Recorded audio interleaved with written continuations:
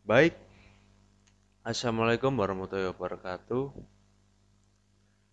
Nah, di sini saya akan membahas materi tentang beragam aspek penting tentang mode baru interaksi manusia dengan AI dengan fokus pada peningkatan kontrol, manipulasi, dan reaksi dalam antarmuka pengguna. Nah, sebelum itu, saya tidak lupa untuk memperkenalkan diri terlebih dahulu. Perkenalkan, nama saya Marcel Putra Nugraha dari Universitas Muhammadiyah Malang di kejuruan Informatika. Di sini saya masih mahasiswa baru dan baru semester 1. Nah, oke, kita akan lanjut saja ke materinya. Sebelum itu, mohon maaf karena saya harus sambil memegang mic karena mic dari laptop saya rusak. Nah, pertama-tama sebelum pembahasan kita tentang AI, tentu saja kita harus mengerti tentang pengertian dari AI itu sendiri. Nah, di sini pengertian dari AI adalah kecerdasan buatan seperti kepanjangan AI yaitu Artificial Intelligence. AI merupakan teknologi yang dirancang untuk membuat sistem komputer mampu meniru kemampuan intelektual manusia. Nah, sekarang sudah banyak sekali marak aplikasi-aplikasi ataupun website yang sudah menyediakan kita untuk bantuan AI atau teknologi AI ini sendiri seperti ChatGPT dan lain-lain. Tentu saja sudah banyak pelajar-pelajar yang sudah menggunakan ChatGPT itu sendiri. Itu merupakan salah satu teknologi AI di masa kini untuk membantu kita searching jawaban atau penjelasan dari suatu pertanyaan. Oke, kita akan langsung lanjut saja. Yang pertama yaitu peningkatan kontrol. Nah, di sini peningkatan kontrol adalah perkembangan dalam teknologi AI memungkinkan manusia untuk memiliki lebih banyak kontrol dalam interaksi dengan perangkat dan sistem berbasis AI. Nah, contohnya adalah kemampuan untuk mengendalikan perangkat rumah pintar melalui suara atau aplikasi ponsel. Nah, ini adalah salah satu contoh yaitu smart home. Nah, di zaman sekarang kan ada banyak sekali eh, orang yang menggunakan smart home ini untuk mungkin untuk memudahkan mereka mengontrol dari jarak jauh, eh, contohnya kayak teknologi-teknologi yang ada di rumah mereka mungkin seperti menyalakan lampu dari jarak jauh dan lain-lainnya ya.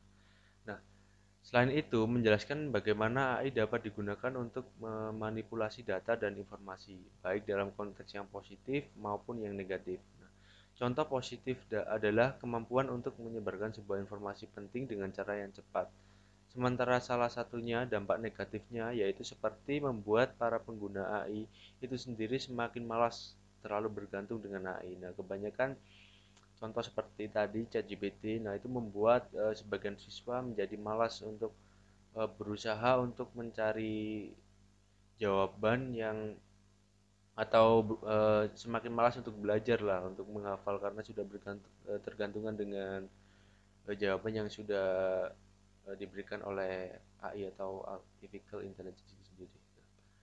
Untuk yang kedua, reaksi antar muka pengguna. Nah, di sini reaksi antar muka pengguna. AI dapat digunakan untuk merancang pengalaman pengguna yang lebih responsif dan personal. Contoh meliputi chatbot cerdas yang dapat memberikan jawaban yang lebih relevan dan pembelajaran mesin untuk meningkatkan reaksi sistem terhadap input pengguna. Nah, seperti yang saya contohkan tadi, salah satu contohnya ya seperti ChatGPT tadi, dengan adanya sistem AI kita tidak harus kesusahan untuk mencari sebuah penjelasan. Dengan teknologi AI sekarang itu akan mempermudah kita. Oke, kita akan langsung lanjut saja. Yang materi selanjutnya yaitu penggalian ruang desain. Nah, konsep penggalian ruang desain ini, ruang desain mengacu pada penggunaan AI untuk mengidentifikasi dan menerapkan desain yang lebih efisien dan estetis. Mohon maaf karena uh, bicara saya agak belibet. Oke, kita langsung lanjut saja. Ini dapat mencakup penggunaan algoritma pemodelan generatif untuk merancang produk atau menciptakan seni yang unik. Nah, AI memainkan peran penting dalam mengubah struktur dan ruang yang ada untuk memenuhi kebutuhan yang terus berkembang, mendorong praktik berkelanjutan dan meningkatkan kualitas hidup. Oke. Kemitraan antara manusia dan AI.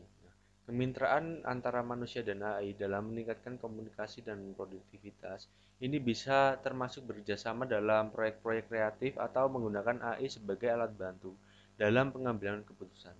Mengedepankan beberapa tantangan penelitian utama yang muncul dalam desain kemitraan manusia atau dengan AI yang dapat dipercaya. Secara khusus, fokus pada tantangan dalam merancang kemitraan manusia dengan AI perlu diatasi untuk membantu manusia dan organisasi-organisasi mempercayai rekan-rekan mesin mereka secara individu atau kolektif, misalnya sebagai tim robot atau kelompok agen perangkat lunak, juga bertujuan untuk mengidentifikasi risiko yang terkait dengan kemitraan manusia dengan AI dan oleh karena itu menentukan langkah-langkah terkait untuk memitigasi risiko ini.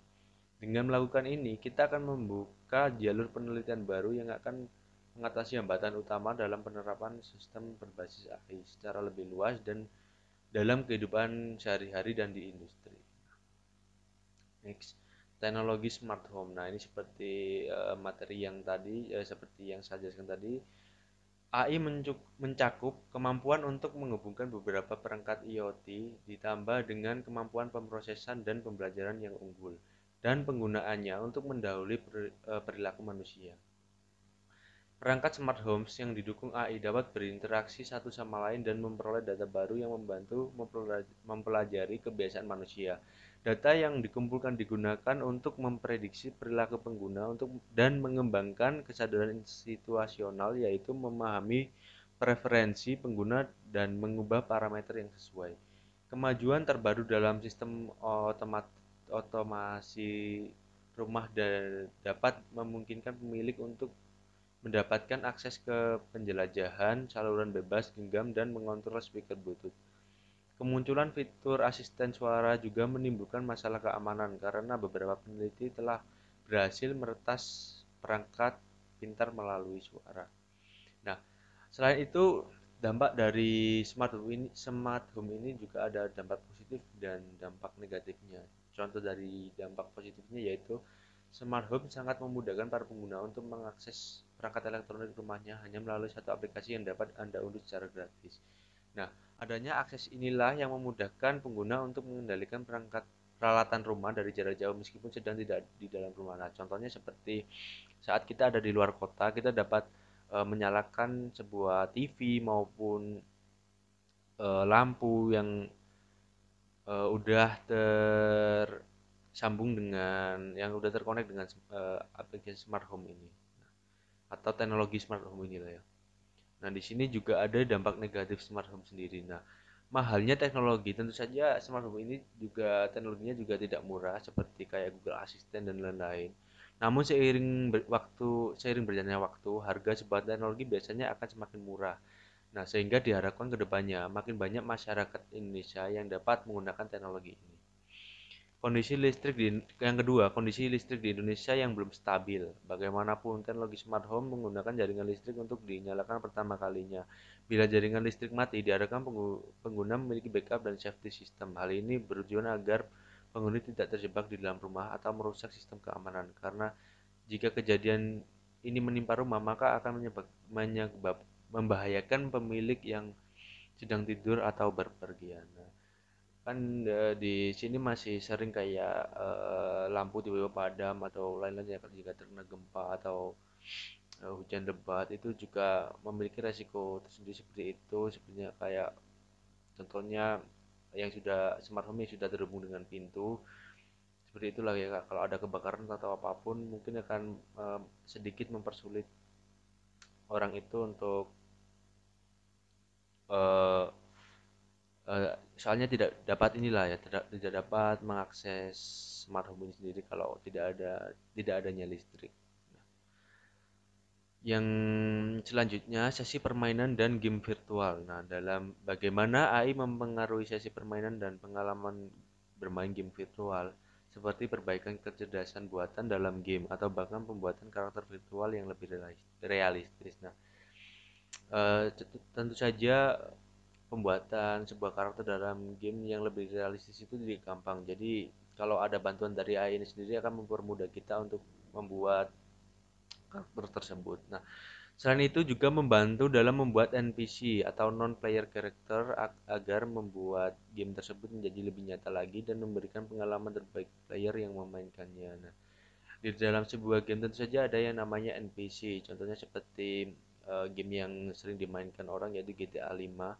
Nah, di dalam game itu tentu saja saat kita memainkannya akan ada beberapa NPC yang selalu lewat atau biasanya ya beraktivitas di jalan atau di lain-lain. Nah, itu yang menggerakkan adalah salah satu yang bisa menggerakkan adalah AI.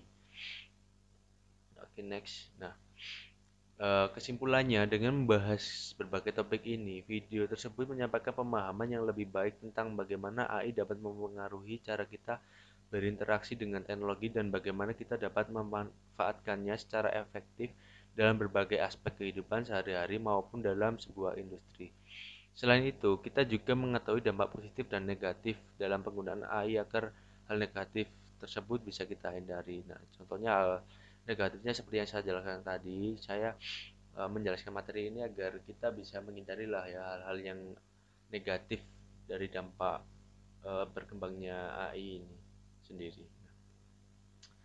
Oke, mungkin itu saja materi yang bisa saya sampaikan.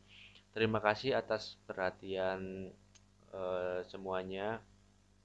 Mohon maaf jika ada kesalahan karena saya juga masih belajar. Tentu saja masih harus lebih belajar lagi untuk lebih sempurna untuk penyampaian materinya dan lain-lain. Wassalamualaikum warahmatullahi wabarakatuh. Oke, terima kasih.